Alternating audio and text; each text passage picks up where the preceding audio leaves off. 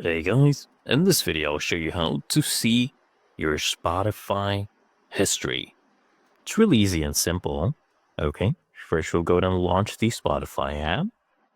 There we go. And then what you want to do here at the top left, you will see your profile icon. So this one right here, I'll go ahead and click on this. And then what I want you to do is come here from the menu here.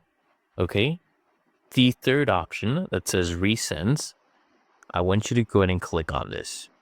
All right. So now right here, we'll be able to see our Spotify history.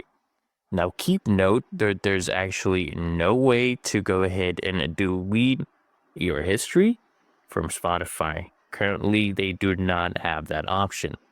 So here you can come into your history, and if you had more days of history, could have scrolled down and it would have specific dates as well, right? But otherwise, it's really that easy and simple.